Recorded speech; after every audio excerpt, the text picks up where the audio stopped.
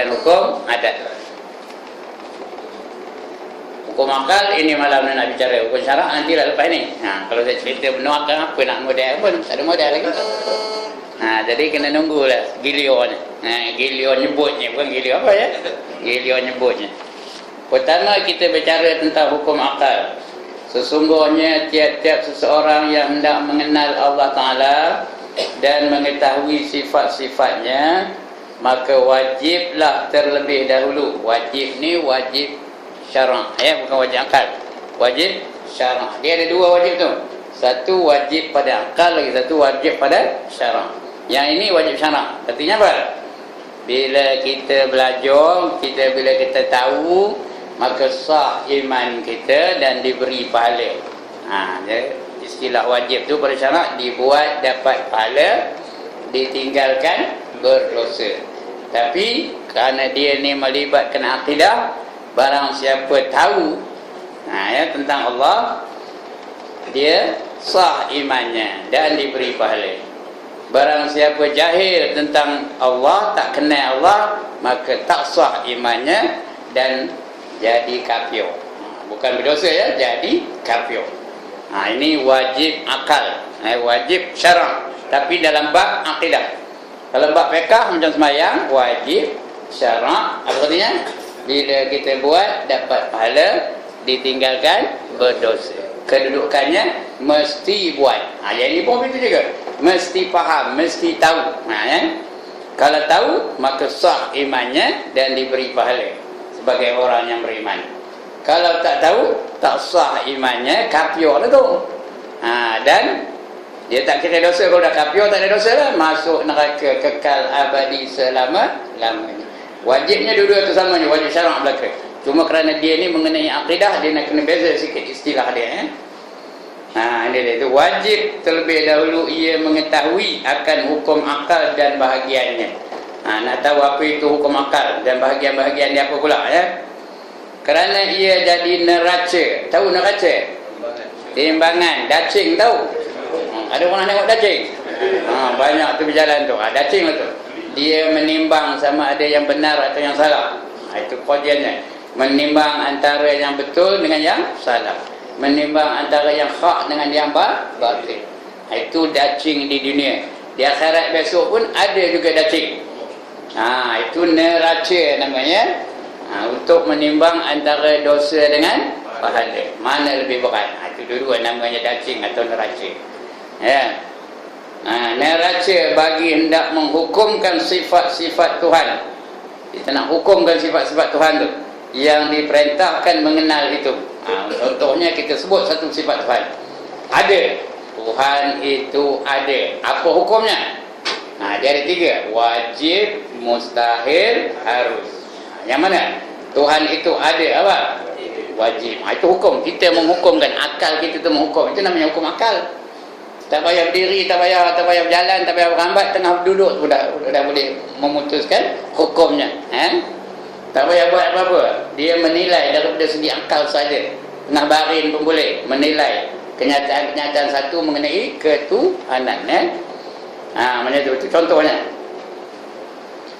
Sekalipun permulaan wajib atas tiap-tiap mukallaf mengenal Tuhan, tetapi permulaan wajib untuk mengenal sifat-sifat Tuhan ialah mengetahui hukum-hukum akal. Yang sebenarnya setiap mukallaf tu tiap orang yang wajib menjalankan perintah Allah. Itu namanya mukallaf. Nanti akan datang kita akan bicara tanda-tanda mukallaf wajib tiap-tiap mukallaf tu mengenal Allah. Kalau tak kenal, maka tak sah imannya. Kerana kita pun mesti kenal yang kita sembah tu siapa. Wajib kita kenal dia. Kalau kita tak kenal yang kita sembah, nanti kita menyembah selain daripada yang sebenarnya. Kita menyembah yang lain. Macam kita dalam dunia lah, wajib kita kenal sultan kita. Siapa raja kita? Sultan Nazrin Shah. Kalau kita tak kenal, macam mana? Macam mana?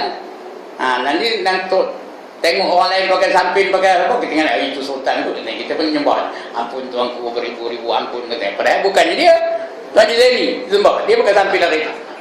Jadi bukanlah dia sultan. Begitulah juga kita menyembah Allah ni. Kita kena kenal Allah, siapa Allah yang kita sembah. Ya? Pakai baju bayu, pakai samping, pakai tengkolok tu. Ya? Ingat kita dia sultan, rupanya dia pengawal istana. Jadi tertipulah kita. Jadi wajib kita mengenal, itu namanya hukum akal ya. Katanya kesannya akal tu macam mana tindakan akal. Ya, sama ada wajib atau mustahil ataupun harus. Itu tiga di hukum akal. Wajib, mustahil, harus. Wajib tu artinya tidak diterima akal akan tiadanya. Mustahil tu tidak diterima akal akan adanya. Kalau ada yang mustahil tu akal tak terima. Harus tu akal boleh terima ada atau tiadanya. Itu contoh-contoh akan nanti kita akan kita bicarakan insya-Allah ya. Baik, itu mula-mula pengenalan kenyataan yang pertama. Pengertian hukum akal. Kita selalu sebut hukum akal, hukum akal, hukum akal, hukum akal, hukum akal. Apa benda hukum akal? Hukum akal itu ialah menetapkan suatu perkara kepada sesuatu perkara yang lain atau menafikan. Dua fungsinya. Satu menetapkan, lagi satu menafikan. Menetapkan itu apa? Menghe'ekan. Tahu ke menghe'ekan? Mengiyakan. Saya nak sebut mengiyakan tadi takut standard benar pula. Tadi yang kita faham apa? Menghe'ekan atau menafikan. Menafi itu artinya apa? Menolak, menidakkan. Itu menafikan. Jadi dua je fungsi akal. Atau tidak. Atau tidak. Ada lagi satu. Dia boleh terima boleh terima tidak. Pun terima, tidak pun terima. Yang itu hukum harus namanya. Faham ke ni? Kita ngaji tauhid nak apa ni nak betul-betul faham. Ada tiga hukum ni. Wajib, mustahil, harus. Wajib artinya mustahil artinya tidak. Bukan ke mana lebih sesuai. Tidak tu bukan. Dua-dua lah boleh pakai. Yang ketiga harus. Apa dia harus? Harus apa? Entahlah. Itu harus. Entahlah. Nanti saya bagi contoh insya-Allah ya. Jadi itu menetapkan suatu perkara kepada suatu perkara yang lain atau menafikan sesuatu perkara daripada perkara yang lain dengan tidak berkehendak kepada dicuba. Tak payah cuba-cuba. Bukan macam hukum adat. Hukum adat nak dicuba. Ya, adatnya kalau nak kenyang apa buat? Makan. Cubalah. Try makan, kenyang ke tak? Itu hukum adat. Pisau itu memotong, itu hukum adatnya. Cubalah. Ambil pisau tu hari lengan tu. Luka tak? Jadi pisau itu memotong, itu adatnya. Adatnya api itu membakar, air itu melemaskan. Itu hukum adat. Nak dicoba dulu. Tapi hukum akal tak payah coba. Dia terus saja terima aja. Terus dia bertindak akal tu. Sama ada wajib atau mustahil atau harus. Tak payah dicuba-cuba lagi dah. Dengan tidak berkehendak kepada dicuba pada menetapkan suatu perkara itu, bersalahan hukum adi. Adi ni adat lah, hukum adat yakni adat, dan tidak bergantung kepada suatu perbuatan yang diperbuat oleh mukallaf. Kita tak ada buat apa-apa. Yang gantung tak bergantung kepada perbuatan kita. Dia hanya otak kita menerima. Macam mana penerimaan otak kita? Buat tak ada apa-apa. Bukan macam hukum syarak. Semayang kena bangkit, kena takbir Allahu Akbar, itu semayang. Puasa kena apa? Kena lapor, tak usah makan, tengok nasi tu tengok aja, tak boleh makan itu puasa kena buat. Haji lagi banyak kena buat, kena tawaf, kena sa'i dan sebagainya. Ini tak ada buat apa-apa. Macam mana akal menerima satu-satu kenyataan? Apa nak buat? Ada orang nak baring dulu ke, nak berambat dulu ke baru bertindak? Tak ada. Keluar je satu kenyataan, akal pun terus bertindak. Allah itu mati, apa kata akal? Tidak, tak betul. Allah itu bingung, apa kata akal? Tidak, katanya. Allah itu maha berkuasa, apa kata akal? Ya. Ada berambat dulu dah, nak menetapkan ya tu. Apa tak buat tengah duduk tu boleh tahu. Dia faham betul ni. Ya. Ngaji tauhid dia nak faham betul, kalau salah faham nanya lah. Ya. Jadi dia tidak perlu dicoba-coba, tak perlu diperbuat apa-apa. Ya. Hanya tetapkan sesuatu tindakan, sesuatu keputusan, akal tu menetapkannya. Bersalahan hukum adi yang ibadah atau hukum adat ya, dan tidak bergantung kepada suatu perbuatan yang diperbuat oleh mukallaf. Kita tak payah buat apa-apa, hanya menerima akal saja yang berfungsi, badan tak ada buat apa-apa ya. Bersalahan hukum syarak. Hukum syarak tu ada wajib, ada haram, ada sunat, ada makruh, ada harus. 5 hukum syarak. Yang ni penetapannya kena bergantung kepada perbuatan mukallaf ya. Kalau dia semayang 5 waktu, itu apa dah? Dia tengah buat apa tu? Tengah buat benda yang wajib. Ya. Kalau dia menyokong orang zalim, dia tengah buat apa tu? Buat yang haram. Lagi? Apa lagi? Kalau dia pakai sorban, itu dia tengah buat apa? Tengah buat yang sunat ya? Kalau dia makan kenua, itu tengah buat apa? Buatnya makruh. Dia ada perbuatan kan? Itu syarak. Akal tak ada. Ya? Begitulah seterusnya. Bersalahan hukum syarak tadi kena ada perbuatan mukallaf. Ada bergantung kepada apa yang dilakukan oleh mukallaf ya. Baik. Mukallaf tu apa dia? Ni pasal sebut mukallaf. Apa benda mukallaf? Mukallaf tu orang yang wajib melaksanakan perintah Allah. Perintah Allah ada 5. Orang yang wajib melaksanakan perintah Allah, sama ada suruhan atau larangan, itu namanya mukallaf. Kena tulis rumi itu, mukallaf. Nanti balik rumah baca maklaf katanya. Mana ada maklaf mukallaf. M-U-K-A-L-L-A-F, mukallaf.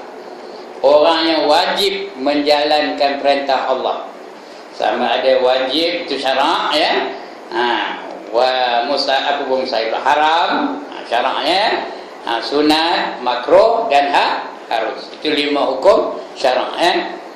Mukallaf wajib melaksanakan. Seperti puasa di bulan Ramadan, apa dah? Wajib dilaksanakannya. Seperti berzina, apa dah? Haram dilaksanakan. Ya, seperti yang makruh, makan kenua, jangan makan, Tuhan benci ya. Makan jerin tanam, itu semua makruh lah kata ya. Tapi yang itu lah Tok Guru penggemar makannya, mana buatnya? Dia makruh ya. Lagi harus apa? Boleh buat, boleh tak buat. Buat tak buat pun tidak berpahala dan tidak berdosa. Itu namanya harus. Seperti menguap, harus tu ya. Berosin, harus tu. Tak ada pula berdosa orang berosin tu. Yang berdosa kalau berosin ngadap ke orang, itu berdosa. Itu bukan berosin yang tu berdosa, ngadap ke orang tu yang berdosa. Menguap tu ngadap ke orang, betul? Dia baru lepas makan kenua, hisap pula cerut cap matahari. Itu tanpa menguap atas muka Haji Zaini, betul? Apa hukumnya? Haram ya. Bukan menguap tu haram. Pada muka Haji Zaini ni yang haram itu kan. Itu dia tuan-tuan dan puan ya. Itu mukallaf ya, orang yang wajib mengerjakan perintah Allah. Tandanya ada 4. Ini tulis kalau nak nulis ya. Tandanya ada 4. Yang pertama aqil. Aqil itu artinya akalnya sempurna. Ya, dia berfungsi akalnya. Tidak gila dan tidak pula terlalu bodoh. Itu orang aqil. Bukan akil hai itu memang akil pun. Dia bijak.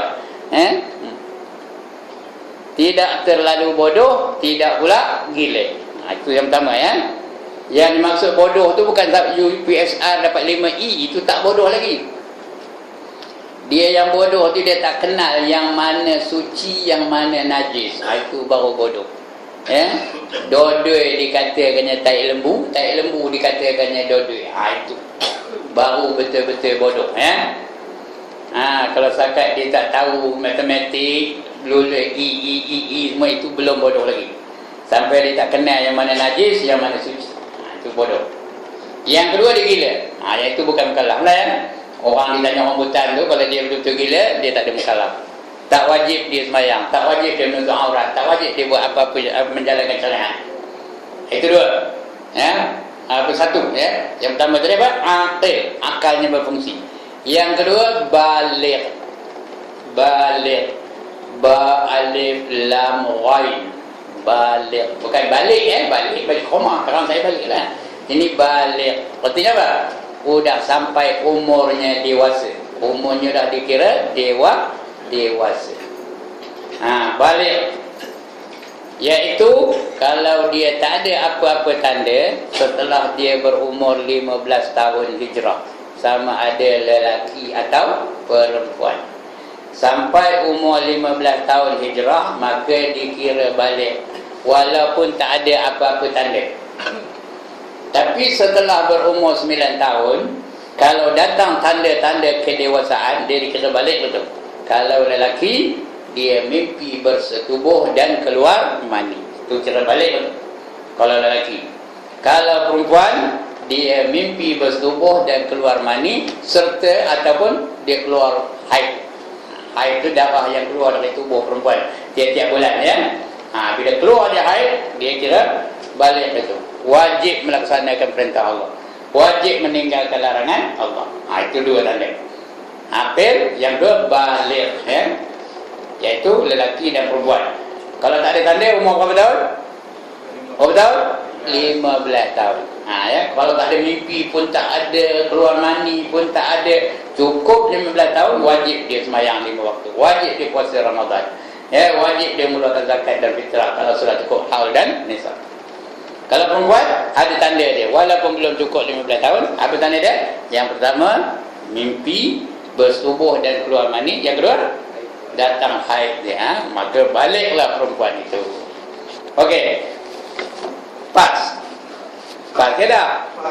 Pas. Okey. Yang ketiga, tanda dia mukallaf ni, sempurna panca indera.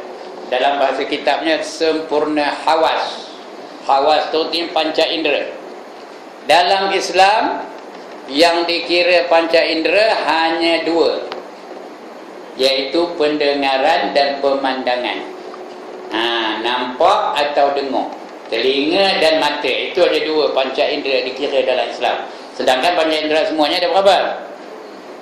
Ya Allah, dia tak tahu benda panca indera. Ada berapa? Ada 5. Ya.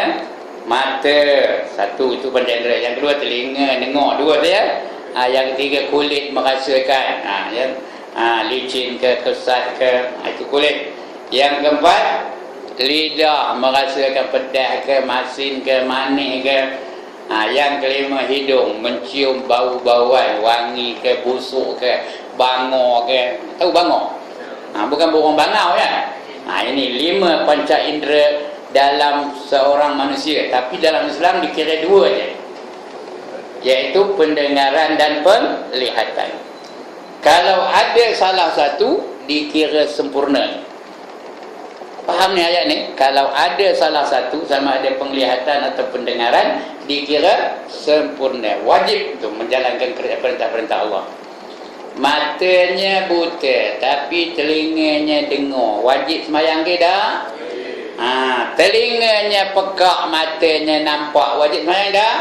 Wajib. Yang tak wajib, dia pekak dan juga buta. Dua-dua, pekak dan buta. Itu tak wajib. Orang yang pekak dan orang yang tak buta tak wajib sembahyang 5 waktu, tak wajib puasa Ramadan, tak wajib naik haji, tak wajib menutup aurat dan sebagainya. Tak wajib menjalankan perintah Allah Ta'ala. Itu pun dia taklah pekak dan buta itu sebelum dia mumayyiz. Artinya apa? Dari kecil lagi. Dari kecil lagi tu dia udah buta. Dari kecil lagi udah pekak. Ketika itu dia besar. Bila besar, dia tak tahu yang mana halal, yang mana haram, yang mana suci, yang mana najis. Maka ketika itu dia bukan mukallaf ya. Tidak wajib sembahyang, tidak wajib menutup aurat, dan tidak berdosa kalau dia makan babi, tidak berdosa kalau dia minum arak, berjudi dan sebagainya, kerana dia bukan mukallaf. Itu tanda yang ketiga. Yang keempat, last sekali, dia dapat menerima dakwatul Rasul. Dia tahu tentang Islam. Dia tahu dakwah Rasul tu macam mana. Dia ada orang ngabur pada dia, sembahyang tu wajib, menutup aurat tu wajib, berjudi tu haram, berzina tu haram. Dia tahu semua tu. Kenapa? Dia bergaul dengan orang Islam. Dia baca kitab, dia dengar tok guru ngajar. Kecuali kalau dia tak tahu yang itu, maka dia tidaklah haram. Dia tak pernah dengar. Tak adalah haram ya. Tapi dalam Malaysia ni, kapal sing tahu tak tentang Islam? Sepertinya dia mukallaf ke tak? Mukallaf lah tu. Lim Guan Eng tahu tak tentang Islam? Tahu. Dia mukallaf ke tak? Mukallaf lah tu. Lim Kit Siang tahu tak? Tahu. Chua Soy Lek tahu tak? Ada pernah tengok orang Islam? Ya. Felixia Yak kenal? Felixia Yak tak tahu? Allah dia tak tahu. Siapa? Gadis Cina yang bertudung. Ya, kenapa dia bertudung? Kerana dia tahu kebaikan bertudung. Dia tu mukallaf lah tu. Ya, cuma kerana dia tak beriman, dia belum Islam lagi, tak ada lah pahalanya ya. Tapi dia telah melakukan satu kebaikan. Kecuali kalau ada orang yang tak pernah dengar tentang Islam. Kecil-kecil lagi dia hidup dalam hutan. Umur 2 tahun dia naik kapal terbang MH370 tahu. Entah macam mana kapal terbang tu jatuh di belantara Afrika sana. Terlepas di sana. Yang lain semua mati. Dia seorang aja hidup. Dia pun merangkak keluar. Udah bapaknya mati, maknya mati, saudaranya mati, orang yang bawa dia habis mati, dia seorang aja.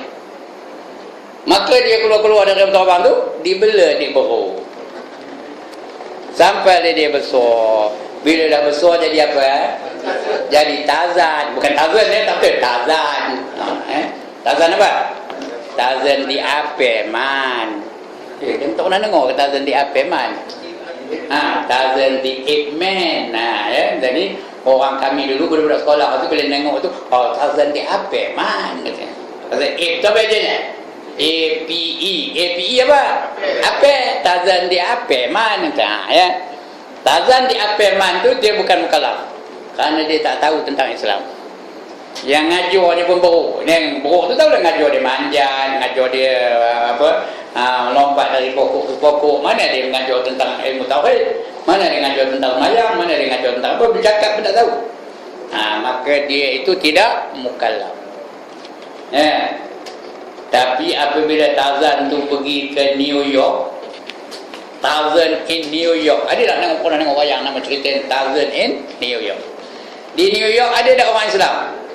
Dia nampak tak orang Islam? Dia nampak pakaian orang Islam, dia dengar azan di dalam apa lu, dia patutnya inquisitive, bertanya apa itu orang azan, call for prayer. Dia patut tahu. Sudah jadi mukallaf kerana dia dah tahu tentang Islam. Itu Tarzan. Lain daripada itu, mana tahu kan dia dari kecil lagi duduk di Argentina. Mana ada orang Islam di Argentina? Seorang pun tak ada. Di Argentina tu duduk di Rio de Janeiro. Rio de Janeiro Argentina. Itu Brazil ya. Di Argentina apa namanya? Buenos Aires, betul. Buenos Aires. Duduk di Buenos Aires. Mana ada orang Islam di Argentina? Yang ada Diego Maradona. Maradona tu tak ada Islam. Yang ada lagi siapa? Lionel Messi. Tengok. Ada ustaz. Tak ada ustaz ni, nama pemain bola sepak pun hafal. Lionel Messi, mana ada Islam? Jadi oleh kerana itu, orang yang duduk di Argentina dari kecil sampai ketua, dia tidak mukallaf. Tapi apabila dia keluar dari Argentina, pergi ke Mesir, pergi ke Arab Saudi, pergi ke Malaysia, dia sudah jadi mukallaf. Itu 4 syarat ya, mukallaf. Yang pertama apa tadi? Aqil. Yang kedua baligh. Yang ketiga sempurna panca inderanya. Yang keempat sampai seruan atau dakwah Rasulullah kepadanya. Maka orang ini mukallaf itu. Bila mukallaf, wajib dia menjalankan perintah Allah. Kita malam ni mukallaf ke tak? Ya. Siapa tak mukallaf angkat tangan? Semua mukallaf. Ada orang akil baliknya umur 60 baru akil balik. Itu bukan akil balik namanya. Akil balik tu setelah berumur 9 tahun akil balik tu. Kalau dah umur 60 baru nak belajar semayang, baru nak belajar mengambil uduk, baru nak belajar wujud qidam baqah, itu artinya bukan dia tidak mukallaf. Dia lalai dalam menyediakan diri dia untuk menjadi seorang yang mukallaf. Baik, itu dia pengertian hukum akal. Tengok muka surat 8 pula. Pengertian akal pula. Akal tu apa bendanya? Aqlun ke Arabnya. Aqlun. Apa benda aqlun ni? Adalah akal itu satu sifat yang dijadikan Tuhan pada manusia, sehingga dengan dia berbeza manusia dengan haiwan. Maka dengan dia boleh menerima ilmu nazariyah. Ilmu nazariyah. Nazariyah itu artinya mengikut pemerhatian dia. Dia berhati, sudah dapat ilmu. Dia berhati, dia dah tahu. Api itu panas, air itu melemaskan. Dia dah tahu. Buah-buahan tu boleh dimakan, yang ni tak boleh dimakan. Itu namanya ilmu apa? Nazariyah. Yang berkehendakkan fikir. Dan boleh mentadbirkan. Ini dia menadbirkan. Betul tu ya, menadbirkan. Sebenarnya menadbir yang betulnya, tapi kita dah mentadbirkan. Kalau ikut bahasa Melayu, kalau bahasa Melayu yang sebenarnya yang ini betul, menadbirkan. Tendang, mentendang ke menendang? Menendang. Tadbir, menadbir ke mentadbir? Tapi kita harus sebut apa? Mentadbir. Tak betul kita tahu. Bahasa Malaysia kita tak betul. Yang betul ini betul. Menadbirkan. Menadbirkan segala pekerjaan dengan fikiran yang halus-halus dan yang sulit-sulit. Itu peranan akal. Benda yang halus-halus, yang sulit-sulit pun dia boleh selesaikan masalahnya.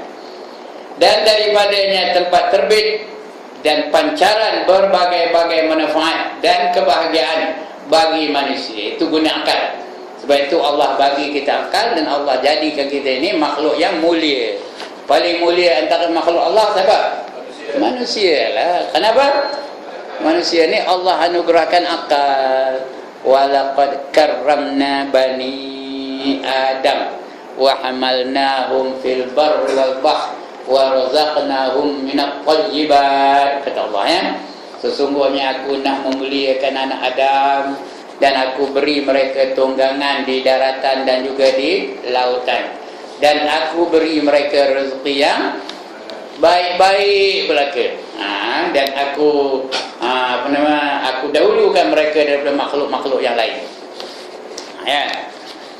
Itu peranan akal, dapat berfikir untuk melaksanakan atau mencipta alat-alat yang boleh menolong dia dalam kehidupan. Manusia saja yang menggunakan akal untuk menolong dia dalam kehidupan. Manusia saja yang ada kenderaan. Lain ada kenderaan. Jin ada kenderaan? Tak ada. Dia terbang, dia tak perlu pada kenderaan. Gajah ada kenderaan? Ada pun nak tengok gajah naik ke tapi? Dinaikkan ada lah. Dia saja nak naik ke tapi ada. Ada pun nak tengok gajah bawa Mercedes. Ada pun nak tengok rimau naik apa? Naik Ferrari ada. Naik Lamborghini ada. Jadi yang ada kenderaan hanya manusia saja, hasil daripada akal yang Allah anugerahkan kepada manusia.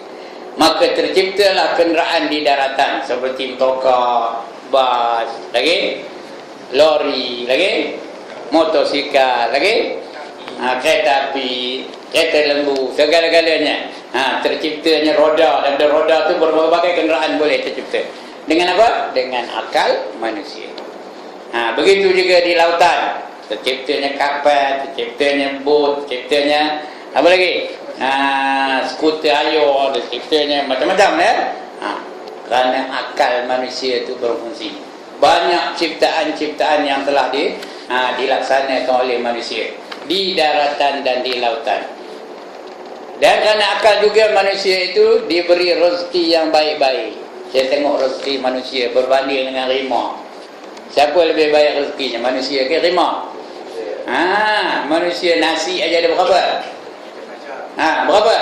Tak tahu nak nyebut ya. Nasi ayam, nasi dagang, nasi paprik, nasi goreng. Nasi goreng je ada berapa?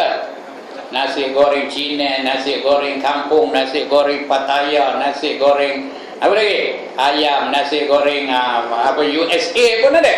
Nasi goreng USA. Nampak tu? Lagi? Apa lagi? Itu pun nasi goreng aja. Apa lagi? Nasi biryani, nasi minyak, nasi lemak. Lagi apa? Nasi ucang pandai, nasi tomato. Kita banyaknya nasi aja tu.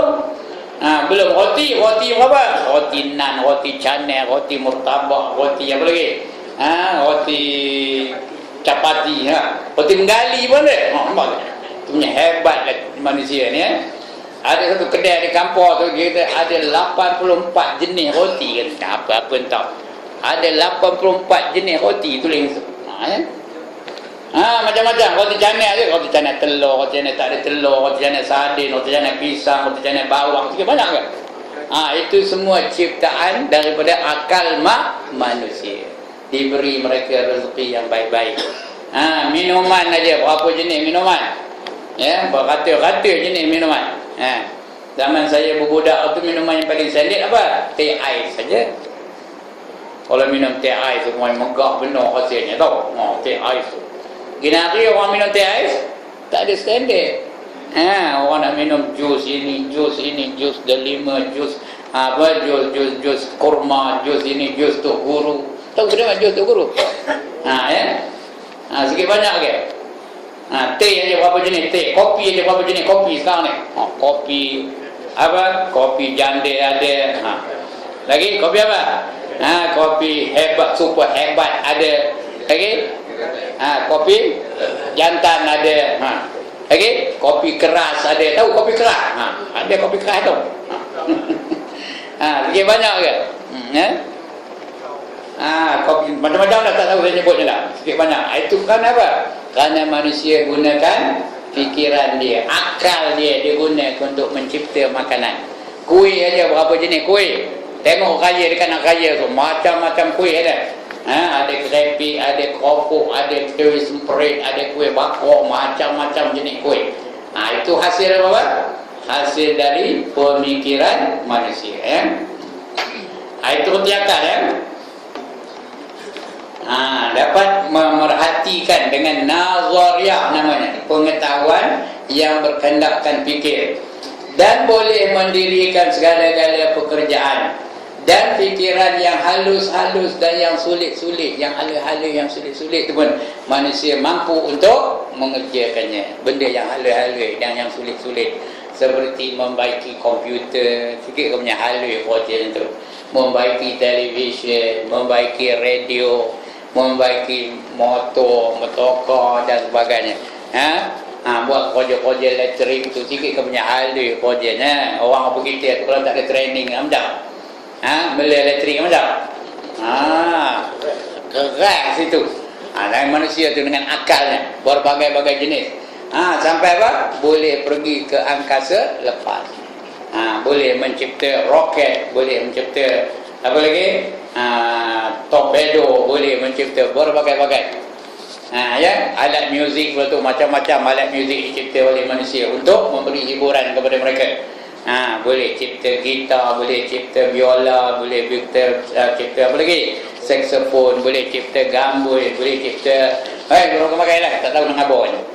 Itulah dengan akal manusia. Terbeza. Walaqad karramna bani Adam. Sesungguhnya kami hendak memuliakan anak-anak Adam, keturunan Adam. Wa hamalnahum fil barri wal bahr, dan kami beri mereka tunggangan di daratan dan di lautan. Wa razaqnahum minat thayyibat, dan kami beri mereka rezeki yang baik-baik. Dibandingkan dengan makhluk lain, rimau apa makannya? Daging mantap. Gajah apa makannya? Batang pisang, pulau pisang, itulah makan gajah. Jin pun apa makannya? Tulang. Jin makan tulang. Kita makan juga tulang, tapi tak ada kokak tulang tu. Apa buat? Buat sup ekor lah. Sup apa lagi? Sup gearbox lah. Sikit banyak ke manusia punya makanannya. Sikit hebat ke? Jin dia makan tulang aja, tulang makannya. Ya. Asam. Ya, itulah dua ya. Tulang dengan asam.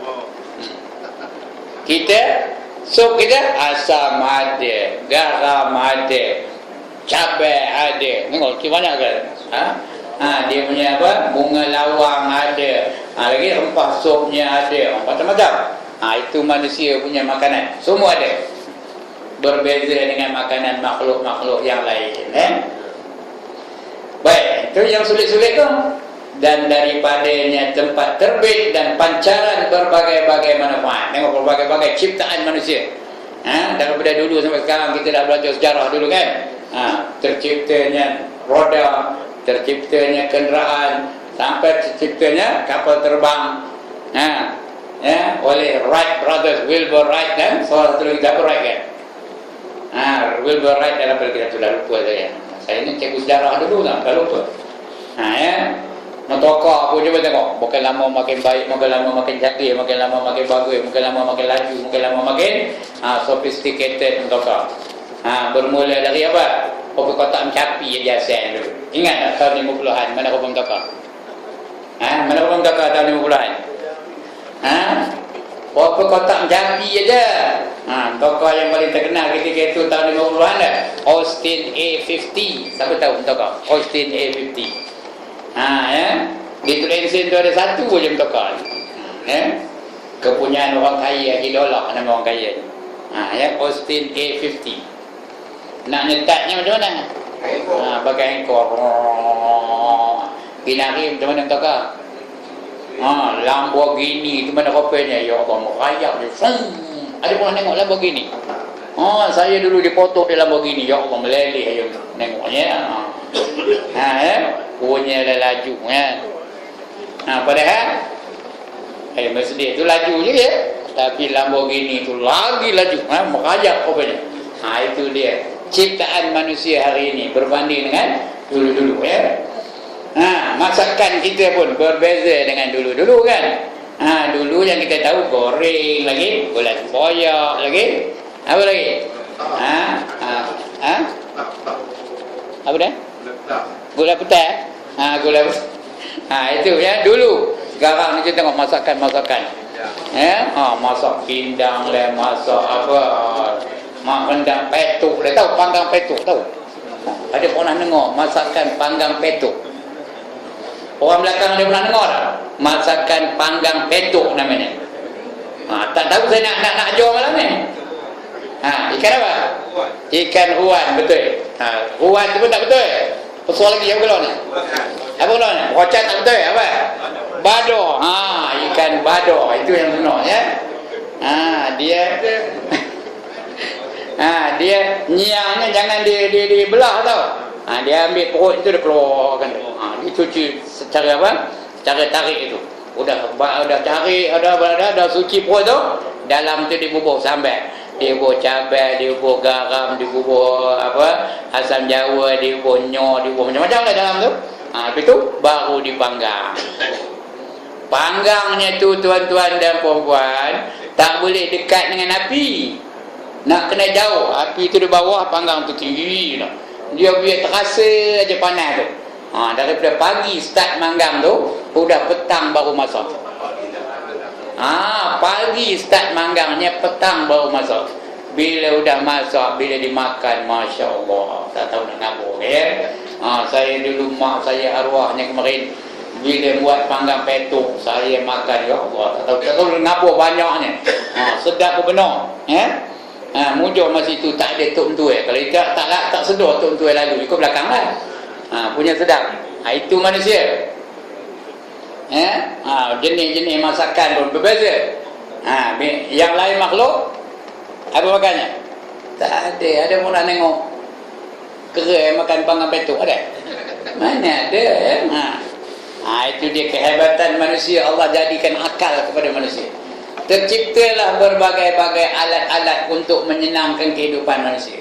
Yang ada rumah tu siapa? Manusia aja ada rumah. Lain mana ada rumah? Gajah ada rumah. Ada rumah gajah? Kalau dibuatkan rumah ada lah. Panda ada lah rumah. Itu pun dibuatkan. Kalau biar kan, hantar ke mana-mana yang merewang. Burung ada rumah. Dia pandai buat sarang. Lain binatang mana ada? Tapi manusia cuba tengok. Mana yang tepi laut rumahnya tinggi pakai tiang. Kenapa pakai tiang tu? Pasal dia menggunakan otak. Kalau tak pakai tiang, apa dah? Tenggelam lah. Itulah dia kehebatan manusia hari ini. Sebab itu manusia yang paling mulia. Sebab itu manusia yang ditugaskan Allah untuk mentadbir alam ini. Manusia je. Yang lain mana ada ya? Itu hebatnya akal ya. Baik. Mari dia dah hilang. Tetapi kiranya akal itu bersendirian. Sebab itu tuan-tuan dan puan-puan, kita ada syariat. Bila ada syariat, syariat itu boleh mengendalikan akal kita mengikut kehendak dia. Kalau syariat kata haram, akal pun kata jangan buat. Kalau syariat kata wajib, akal pun suruh buat, jangan tinggalkan.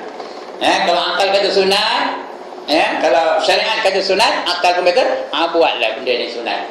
Jadi hukum Allah tu memandu akal kita supaya ia tidak membuat kebinasaan terhadap dirinya dan terhadap orang lain. Itu guna akal tu bersyariat. Itu guna didatangkan syariat. Nak dipandu dengan syariat. Kalau akal kon biarkan je tidak ada syariat, dia akan mencipta benda-benda yang merosakkan aja. Kerana dia tak ada panduan syariat. Sebab itu tak boleh dibiarkan akal itu bersendirian. Maka tidak akan dapat akal yang sejahtera. Tak ada. Kalau sendirian tak ada sejahtera.